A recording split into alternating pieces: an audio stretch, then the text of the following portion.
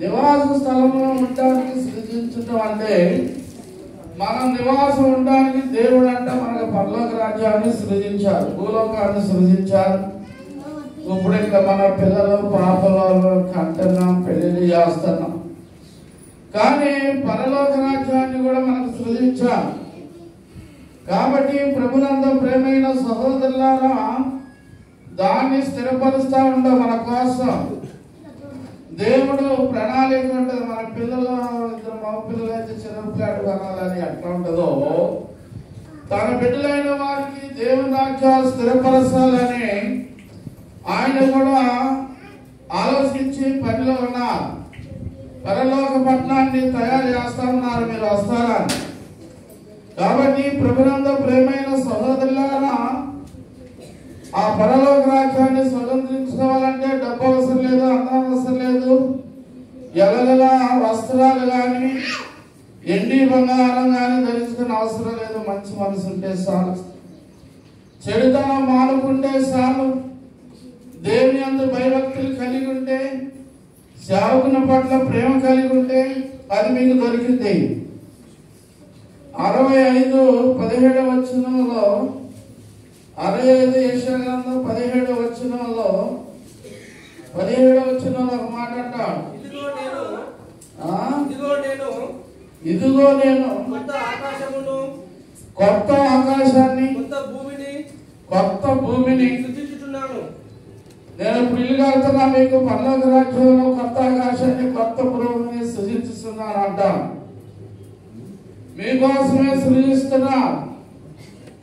ప్రభునందు ప్రేమైన సహోదరులారా, దేవుని కోసం కష్టపడ్డవారు, కన్నీరు గార్చిన వారు, ఉపవాసం ఉండేవారు, దేవుని కోసం భయపడేవారు, లోబడేవారు, ఈ లోకాన్ని సృజించి దేవుని కోసమే బ్రతకాలనుకున్న వారు, దేవుని కోసం ప్రాణం పెట్టాలనుకునే వారికి దేవుడు కొత్త ఆకాశాన్ని కొత్త భూమిని సృజిస్తున్నాడు మీకోసం.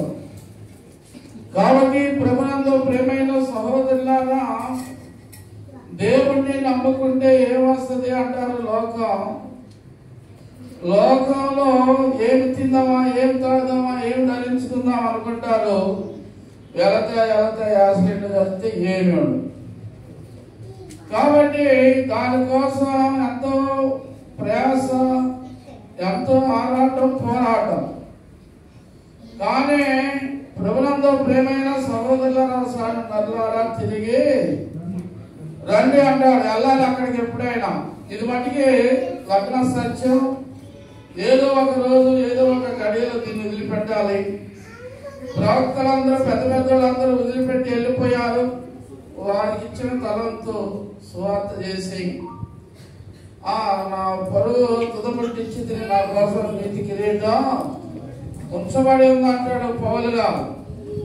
కాబట్టి ప్రభునందు ప్రేమైన సహోదరులారా, దేవుని రాజ్యం మాకు దొరికింది దేవుణ్ణి నమ్ముకుంటే. కాబట్టి ఇక్కడ ఏది కూడా నీ అమ్మటి వచ్చేది లేదు. తాటా కమ్మలతో కప్పిన తాటా కూడా రాదు, ఏ తాకులతో కట్టినా ఏ తాకు కూడా నీ అమ్మటి రాదు, ఇక్కడే వదిలేయాలి. కాబట్టి దేవుడు నీకు పరలోక రాజ్యం ఇస్తారన్నారు. కాబట్టి దానికోసం మీరు మారుమనసు పొందాలి. దానికోసం చెడుతనాన్ని, తాగుడు, బీడీలు, చుట్లు, సిగరెట్లు, జాగ్రత్త, ఇవన్నీ వదిలిపెట్టాలి. అహంకారం, అతిశయం, క్రోధం, కుళ్ళు, కుచితం, ఇవన్నీ కూడా వదిలిపెట్టాలి. దేవుడు అంటాడు, నన్ను పోలే నడుచుకోండి అంటాడు. 66:22 వచనంలో యెషయా గ్రంథంలో ఒక మాట అంటాడు, నేను సృజింపబోవు కొత్త ఆకాశాన్ని కొత్త భూమి లయము కాక అమ్మా ఆ సన్నిధిని నిలిచినట్లు నీ సంతతియు నీ నామమును నిలిచి ఉండును. చూసారా, ఇదే యెహోవా వాక్కు. నేను సృజించబోవు కొత్త ఆకాశం కొత్త భూమి లయము కాక నా సన్నిధిని నిలిచినట్లు నీ సంతతియు నీ నామమును నిలిచి ఉండును. ఇది యెహోవా వాక్కు. చూసారా, ఇది ఇశ్రాయేలీయుల సంతతికి, అబ్రహాము సంతతికి, ఇస్సాకు సంతతికి, దైవజనుల సంతతికి ఇది ఇస్తా, కొత్త ఆకాశం కొత్త భూమిని. కాబట్టి అది ఎప్పుడు లయం కా, ఇప్పుడు లయం అవుతా ఉన్నాయి. ఇప్పుడు మన ఖమ్మం, విజయవాడ లయం అయిపోయింది వర్షం వస్తే తుఫాను. అట్లే ప్రభునందు ప్రేమైన సహోదరులారా, దేవుడిచ్చే ఒక పరలోక రాజ్యం అది లయం కాదు, అది స్థిరముగా ఉంటుంది. దాన్ని స్థిరపరచుకోవాలి మనం. కాబట్టి ప్రభునందు ప్రేమైన సహోదరులారా, యెషయా గ్రంథం 50వ అధ్యాయం 51వ అధ్యాయం అక్కడ మాట్లాడుతున్నాం 11వ వచనంలో, యెహోవా విమోచించిన వారు సంగీత నాదములతో సియోనుకు తిరిగి వచ్చెదరు. నిత్య సంతోషం వారి తలల మీద ఉండును. వారి సంతోషానందము గలవారగుదురు. దుఃఖము నిట్టూర్పు తొలగిపోవును. నేనే మిమ్మల్ని ఓదార్చువాడను. చనిపోవు నరునికి రుణం మాత్రము నరునికి ఎందుకు భయపడదురు? చూసారా, కాబట్టి నేనే మిమ్మల్ని ఓదార్చువాడును, దుఃఖమును నిట్టూర్పును తొలగిస్తాను. దుఃఖంలో నిట్టూర్పును అన్ని తొలగిస్తా. మనల్ని ఆదుకునేది దేవుడే, మనం రక్షించేది ప్రభువే. కాబట్టి ఆయన సన్నిధిలో మారు మనసు పొంది ఆయన కోసం బ్రతకడం ఎంతో మంచిది. యెషయా గ్రంథం 35:9లో ఒక మాట అంటాడు, అక్కడ సింహం ఉండదు, ఘోర జంతువులు దాని అక్కవు ఎక్కడ కనబడవు. విమోచింపబడిన వారు ఎక్కడుందరు? యెహోవా విమోచించిన వారు పాటలు పాడుతూ సియోనుకు వచ్చేది. విమోచించిన వారు అక్కడ ఉంటారట. దేవుని చేత పాపాలు క్షమింపబడిన వారు, ఆయన రక్తంలో పాపాలు శుద్ధి చేసుకున్న వారు అక్కడ ఉంటారు. ఆనంద గానాలు, స్తుతి గానాలు, సంతోషంగా ఉంటారు. కాబట్టి ప్రభునందు ప్రేమైన సహోదరులారా, దేవుని బిడ్డలారా, చాలా మంది అంటే పన్నీర్ పాట ఉండదు బాబు, బాక్సులు బాగా తిని అత్తున్నారు, అయ్యగారు బాగా పెడుతుండేమో అనుకుంటా. పన్నీర్ పాట కాదు, కానీ నరకాన్ని బాగోకుండా దేవుడు కొన్ని ఆత్మలు రక్షించాలని వీళ్ళు ఏర్పాటు చేస్తున్నా. మేము కష్టపడతాం, పని బాగానే చేస్తాం, కానీ ప్రభునందు ప్రేమైన సహోదరులారా, దేవుడి పని కాబట్టి, దేవుడు మనకి ఇచ్చిన భారం కాబట్టి, దేవుని రాజ్యం కొంతమందిని తీసుకెళ్లాలని దేవుడు ఎంతో ఆశపడుతున్నాడు. అందుకే దైవజనులు ఏర్పాటు చేశారు. కాబట్టి ప్రభునందు ప్రేమైన సహోదరులారా, ఇక్కడ 29వ అధ్యాయంలో కూడా ఒక మాట అంటాడు. 29వ అధ్యాయంలో ఏమంటాడు చూడండి. 29:18లో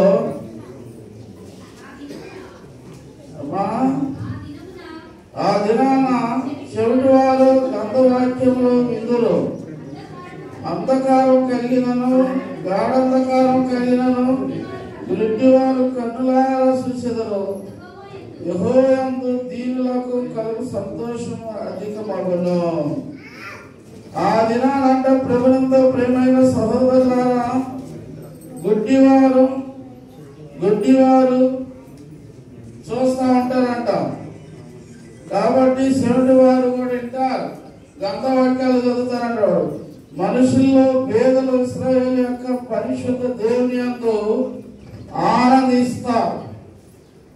దేవుని యందు మనం ఆనందిస్తా ఉంటాం. కాబట్టి ప్రభునందు ప్రేమైన సహోదరులారా, అలాంటి మంచి దేశాన్ని మనం పోగొట్టుకోకూడదు. ఈ శరీర కోరికల కోసం, శరీర సుఖం కోసం ప్రభునందు ప్రేమైన సహోదరులారా, దేవుని బిడ్డలారా, దేవునికి మనం దూరం అయిపోకూడదు. మూతులకి, కనిరెప్పలకి, చెంపలకి రంగులు వేసుకొని, పేలకలు వేసుకొని ఎగురుతూ ఉంటారు సినిమాలు. వాళ్ళని చూసి అబ్బా ఇంకా ఎగిరితే బాగుందని ఆలోచన నుండి మనం బయటకు వచ్చి దేవుణ్ణి నమ్ముకున్నాం. అది రంగుల లోకం, మాయ ప్రపంచం. దేవుని రాజ్యంలో చాలా నెమ్మది ఉంటుంది, సమాధానం ఉంటుంది. కాబట్టి దాన్ని మనం పోగొట్టుకోకూడదు, దాన్ని పెట్టుబడి పెట్టి కొనుక్కోవాలి. కాబట్టి ప్రభునందు ప్రేమైన సహోదరుల, దేవుని రాజ్యం మాటలతో లేదు, చెప్పయ్యా, శక్తితో ఉందంట. మాటలతో ఏముండదు. హల్లెలూయా అంటే రాదు, అది స్తోత్రం అంటే రాదు. చెడుతనం మానుకుంటే వస్తుంది, వ్యభిచారం మానుకుంటే వస్తుంది, దొంగతనం మానుకుంటే వస్తుంది, దేవుని సేవ చేస్తే వస్తుంది, దేవునికి సమర్పించుకుంటే వస్తుంది. ఎల్లప్పుడూ ఆయన సేవలో ఉంటే వస్తుంది. కాబట్టి ప్రభునందు ప్రేమైన సహోదరులను కొంతమంది రకరకాలు పనిచేస్తూ ఆదివారం గంట కొడుతూ ఉంటారు. అవ్వ కావాలి, నువ్వు కావాలి. దేవుడు అంటాడు, ఇద్దరు యజమానులకు దాసుడుగా ఉండలేడు అంటారు. కాబట్టి ప్రభునందు ప్రేమైన సహోదరులారా, అందుకనే దయచేసి మీరు అందరూ కూడా దేవుని రాజ్యాన్ని ఏర్పాటు చేసుకుంటున్నా. దేవుని మాటలు విన్న మీరు లోకరీతిగా నడవద్దు. చిన్న గుమ్మడి పురుగు ఒకటి ఉంటది, అది పొలాల్లో ఉంటది, బురద నీళ్ళు దాని మీద పడవలోనే పొడిగానే వెళ్ళిపోయి దేని మీద ఉంటుంది. పొలాల్లోనే ఉంటది, బురద అంటది, కానీ బురదలోనే ఉంటది, కానీ బురద అంటది. మనం ఈ లోకం అనే బురదలోనే ఉంటాం, కానీ బురద అంటుకోకుండా మనం చూసుకోవాలి, జాగ్రత్త పడాలి. కాబట్టి ప్రభునందు ప్రేమైన సహోదరులారా, ఒక కుర్రోడు అన్నట్ట, అయ్యారా మీరు చాలా తప్పు చెబుతున్నారు, నా ప్రాణమా తినుము తాగుము సుఖించమని చెప్పాడు దేవుడు, అందుకనే మేము తిని తాగుతున్నాం అన్నాడు. కాబట్టి దాన్ని అర్థం చేయట్లా. కాబట్టి ప్రభునందు ప్రేమైన సహోదరులు తన ప్రాణంతో చెప్పుకుంటున్నాడు ధనవంతుడు. అయితే దేవుడు అన్నాడు, ఎదివాడు ఈ రైతులకి నీ ప్రాణాన్ని అడుగుతున్నాను, సంపాదించిన ఏమగను అన్నాడు. మనం ఎదితనంతో చాలా మంది బంగారం లేదు, వెండి లేదు, కాలం పట్టి లేదు, కోరిక నాలుగు చెవులకి దిద్దులు లేవు అని చెబుతా అంటారు. ఇవన్నీ ఎందుకు నీకు? దేవుడు ఉంటే ఇస్తాను. ఆయన తన స్వరూపంలో నిన్ను చెక్కుకున్నాడు, తన స్వరూపంలో నిన్ను తయారు చేశాడు. ఆయన పోలిలో నడుచుకుంటే నీకు ఎంతో మంచిది. ఇవన్నీ నీకెందుకు? ప్రభునందు ప్రేమైన సహోదరులారా, చూడండి 27 వచనంలో 27 అమ్మా, యెహోవా నగు నేను దాన్ని కాపు చేయించున్నాను. ప్రతి నిమిషమున నేను నీరు కట్టుచున్నాను, ఎవడో దాని మీదకి రాకుండానట్లు. చూసారా, దేవాలయంలో దాన్ని కాపాడుచున్నా.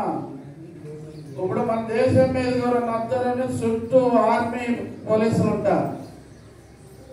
చైనా తరపు నుంచి, అమెరికా తరపు నుంచి అన్ని దేశాల సరిహద్దుల్లో కాపులాలు వస్తారు, దొంగలు వస్తారు. కానీ దేవుడు పరలోక రాజ్యంలో దానికి కాపు పెట్టాడంటే, ఏ బిడ్డ చుట్టూ ఖర్చు చేసినట్టు పరలోక రాజ్యంలో ఎవరో శత్రులు రావడానికి వెళ్ళకుండా దానిలో కాపాలో పెట్టారంట. దాన్ని కాయితా ఉన్నాం, కాపుతా ఉన్నాను, అది మీకోసమే. కాబట్టి మీరు అధైర్యపడమాకండి, ఈ లోకంలో చూసి భయపడమాకండి, లోకస్తులు చూసి. కాబట్టి ప్రభునందు ప్రేమైన సహోదరులారా, లోకం తన ఆశ గతించిపోతుంది. కాబట్టి యెహోవా మాట స్థిరముగా ఉన్నది. కాబట్టి ప్రభునందు ప్రేమైన సహోదరులారా, ఇక్కడ చూడండి ఒక మాట అంటాడు 33లో చదువు 33:24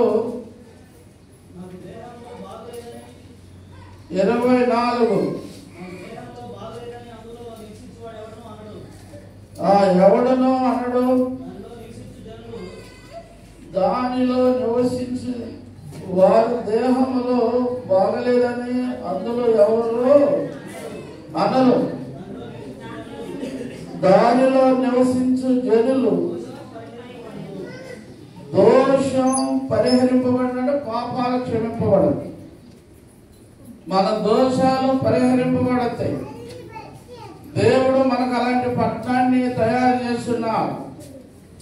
శరీర తల్లిదండ్రులే శృంగారముగా ఇల్లు కడతారు, పిల్లగాళ్ళకి చదువులు ఇస్తారు, వస్త్రాలు ఇస్తారు, బంగారం కడతారు, రకరకాలుగా పిల్లలకి బంగారాలు వెండి సంపాదిస్తాం.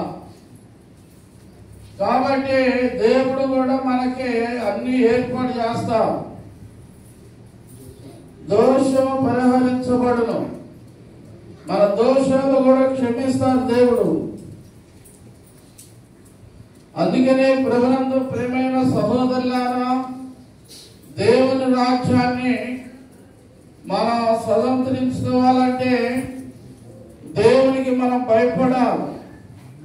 ప్రకటన గ్రంథం 21వ అధ్యాయం 18వ వచనంలో ఆ పట్టణం ప్రాకారం సూర్యకాంతములతో కట్టబడింది. కట్టడం స్వచ్ఛముగు పట్టికముతో శుద్ధ సువర్ణముగా ఉన్నది. ఆ పట్టణం ప్రాకారపు పునాదులు అమూల్యమైన నానా విధముల రత్నములతో అలంకరింపబడి ఉన్నది. మొదటి పునాది చూసారా, ఇక దాన్ని వివరిస్తే చాలా ఉంటది. అలాంటి పట్టణాన్ని దేవుడు మీకు గిఫ్ట్ గా ఇస్తున్నారు.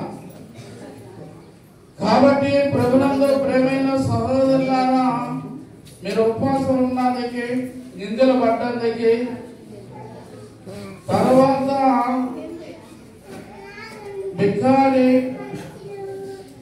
లేకపోతే సన్నాసాన్ని తిట్టించుకున్న మనకి దేవుని నిమిత్తం ఆ రాజ్యం ఉంది.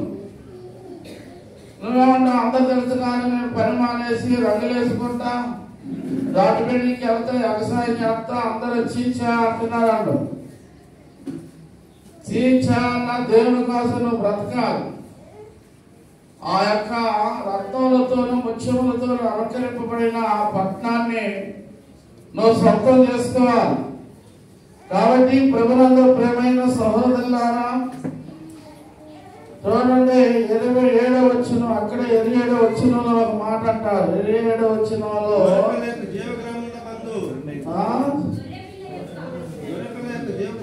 గొర్రె పిల్ల యొక్క జీవ గ్రంథము రాయబడిన వారే దానిలో ప్రవేశిస్తారంట. గొర్రె పిల్ల జీవ గ్రంథంలో రాయబడిన వారే ఇప్పుడు కాలనీ ఇస్తున్నారు గవర్నమెంట్. మొదటి లిస్ట్ లో నీ పేరు వచ్చింది కాబట్టి కాలనీ కట్టుకో అంటారు. ఒక ఆయన బాధపడతా ఉంటాడు, రెండో లిస్ట్ లో వస్తుందిలే అన్నప్పుడు లిస్ట్ తెలిసినప్పుడు ఆ రెండో లిస్ట్ లో ఉంటే నీకు వస్తాయి. అంటే లోకరీతిగా ప్రభుత్వ విషయంలోనే లోకంలో ఇట్టున్నప్పుడు మనకు కూడా జీవ గ్రంథంలో పేరు రాస్తారు. జీవ గ్రంథంలో పేరు రాయాలంటే నువ్వు అసూయ, కోపం, కలహం, దురాశ, గర్వం, అహంకారం, అతిశయం ఇవన్నీ మానుకో ఆ రాజ్యంలోకి రావాలంటే. కాబట్టి ప్రభువునందు ప్రియమైన సహోదరులారా, చాలా మందికి పరీక్ష పెడతారు, పరీక్షలో నెగ్గిన వారికి మంచి సీట్లు ఇస్తారు. అట్లే దేవుని రాజ్యంలో వెళ్ళాలంటే, జీవగ్రంథంలో పేరు ఉండాలంటే దేవుడు కూడా చూస్తా. వీడు తిండికి వచ్చిందా, డబ్బుకి వచ్చిందా, సంపాదిస్తానికి వచ్చిందా, జనాన్ని రక్షించడానికి వచ్చిందా, ప్రాణం పెడతానికి వచ్చిందా అని చూసుకుంటాడు దేవుడు. మీరు ప్రాణం పెడతానికి వచ్చాడు అన్నప్పుడు వాడిని రాసుకుంటాడు దేవుడు లిస్టులో. ఇక అవసరాలు కొలది, జబ్బులు కొలది, బంగారం కోసం, డబ్బు కోసం వచ్చిన వాళ్ళు వాళ్ళని ఏటింగ్ లిస్టులో పెడతాడు, శాంతి ఇస్తాడు వాడికి. ఇక నా డబ్బే దేవుడు అనుకున్నానుకో, ఏదో ధనవంతుల లిస్టులో రాస్తుంది, నరకంలో నేను ఉంటుంది పేరుగా. కాబట్టి ప్రభువునందు ప్రియమైన సహోదరులారా, 7వ అధ్యాయం 14వ వచనంలో ప్రకటన గ్రంథంలో ఒక మాట అంటాడు. 7వ అధ్యాయం 14వ వచనం, అందుకు నేను అయ్యా నీకే తెలియదనగా ఇలాగ నాతో చెప్పాను. అదే ఇక్కడ బయటపడుతుంది. అసలు వీళ్ళు మహాశ్రమ నుండి వచ్చిన వారు గొర్రె పిల్ల రక్తంలో తన వస్త్రాలు ఉతుకుకొని వాటిని తెలుపు చేసుకున్నారు. అందువలన దేవుని సింహాసనం ఎదుటి నుండి రెయ్యింబగళ్ళు ఆయన ఆలయంలో ఆయన సేవించిన సింహాసనాసీనుడైన తన గుడారం వారి మీద ఒక ఆయన అంటాయా, వీళ్ళు ఎక్కడి నుంచి వచ్చారంటే మహాశ్రమ నుండి వచ్చారు, భూలోకం నుండి గొర్రెపిల్ల రక్తంలో తమ వస్త్రాలు ఉతుక్కొని వచ్చిన వారు వీళ్ళు. కాబట్టి వీళ్ళకి ఈ రాజ్యంలో వాళ్ళకి చోటు ఉంది, వీళ్ళకి స్థలం ఉంది, ఇల్లు ఉంది, పరలోక రాజ్యం వీళ్ళకు ఉంది అంటాడు. కాబట్టి శ్రమలు లేకోకుండా పరలోక రాజ్యం ఉండదు, శ్రమ లేకోకుండా బిడ్డలు పుట్టరు. అట్లే ప్రభువునందు ప్రియమైన సహోదరులారా, శ్రమలో దేవుని సన్నిధి మనకు దొరికింది. 22:11 యెషయా గ్రంథంలో 22:11 ఒక మాట అంటాం. 22:11 ఒక మాట ఉంటుంది చూడమ్మా.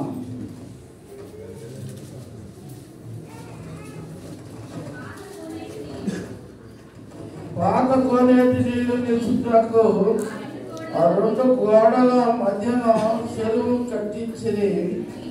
ఆయనను దాన్ని చేయించిన వారి వైపు మీరు చూసిన వారు కాదు. పూర్వకాలమున దాన్ని నిర్మించిన వారిని మీరు లక్ష్య పెట్టకపోతే ఆ దినాన ఏడ్చుటకును అంగలార్చుటకు తలపోడి చేసుకుంటకు గోరుపట్ట కట్టుకుంటకు సైన్యంలోకి అధిపత్యకు ప్రభువు యెహోవా మిమ్మల్ని పిలవగా చూసారా. కాబట్టి ప్రభువుతో ప్రేమైన సహోదరులారా, మొదటి చూడమ్మ ఒక మాట 18 వచ్చిన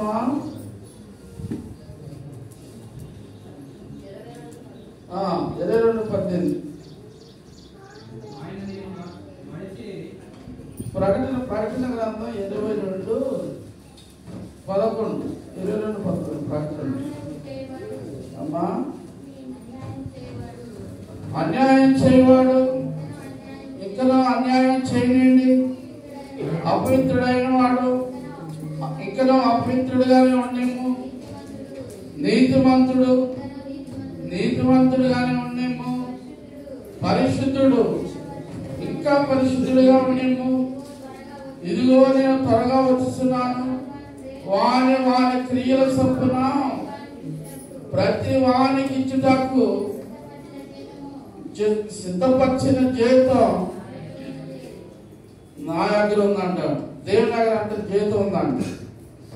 కాబట్టి ప్రభునందు ప్రియమైన సహోదరులారా, వారి వారి క్రియల చొప్పున ఇయ్యడానికి ప్రతిఫలం నా దగ్గర ఉంది. దేవుడి దగ్గర మనకు ప్రతిఫలాలు ఉంటాయి. ఎవరెంత కష్టపడతారో వారికి ప్రతిఫలం దేవుడు ఇస్తారు. కాబట్టి మత్తయి సువార్త 5:32 వచనంలో ఒక మాట ఉంటాం. ఒక మాట, సమస్త జనులు ఆయన ఎదుట పోగు చేయబడుతారు. గొల్లవాడు మేకల్లో నుండి వేరుపరిచినట్లు వారిని ఏర్పరిచి కుడివైపున గొర్రెలను ఎడమ వైపున మేకలను నిలబెట్టి రాజు తన కుడివైపున ఉన్న వారిని చూసి, నా తండ్రి చేత ఆశీర్వదింపబడిన వారులారా రండి, లోకం పుట్టినది మొదలుకొని మీకోసం స్థిరపరచబడిన రాజ్యాన్ని స్వతంత్రించుకోండి. దేవుని సేవకులకి ఇక్కడ ఇల్లు లేకపోయినా దేవుడు అక్కడ ఇస్తారు. కాబట్టి ఇక్కడ ఇల్లు అవసరమే, కానీ ఇచ్చిందాక ఓపిక పట్టాలి. మనమైతే ప్రజలకు తెలియాలి, దేవుడు కనికరించాలి, సంఘం రావాలి. చాలా దీనికి ప్రొసెసర్ నడుస్తుంది. మనం ఎవరో వాళ్ళకి తెలియాలి, మన బ్యాక్గ్రౌండ్ వాళ్ళకి తెలియాలి. వీళ్ళు సేవకుల లేకపోతే ఇంటి మొత్తం పెట్టిన ఇతర ఎత్తుకెళ్ళే రకాలని వాళ్ళు సర్వే చేసుకుంటారు మనల్ని. అలాంటప్పుడు మన నీతిగా యథార్థంగా ఉన్నప్పుడు చూస్తారు, అయ్యో వీళ్ళు చాలా మంచి సేవకులు, నీతివంతులైన సేవకులని మనకి మార్గం సరళ చేస్తారు దేవుడు. అంతేగాని పొంగలు బూటు కళ్ళజోడు టై కట్టి ఎవరైనా ప్రార్థనకు వచ్చేవాళ్ళు ఉన్నారో నొక్కిన వాళ్ళకు అక్కడ ఒత్తుతారు. జనం చాలా తెలివిగా ఉంటారు. కాబట్టి అందుకని మనం చాలా జాగ్రత్తగా ఉండాలి. దేవుని సేవకులు అరిటాకు లాంటివా, గాలి తుఫానికి వచ్చి ముళ్ళు అరిటాకు మీద పెడితే బెంజం పడిపోతుంది. అదే అరిటాకు లేచి ముళ్ళు మీద పడితే బెంజం పడిపోతుంది అరిటాకి. అంటే సేవకుల జీవితం అట్లుంటది లోకంలో. దేవుడి దగ్గర బాగానే ఉంటది. అందుకనే ప్రభునందు ప్రేమైన సహోదరులారా, భక్తి అంటే ఇచ్చి కాదు, లేకపోతే సేవ అంటే ఏదో అట్లా వచ్చి 4 మాటలు చెప్పి, 4 హల్లెలూయాలు చెప్పి, 4 ప్రైజులు చెప్పి, 4 వాక్యాలు చెప్పి, తర్వాత నువ్వు చేసే పనులు నువ్వు చేస్తే దేవుడు చూస్తాడు, తూలిదేస్తాడు.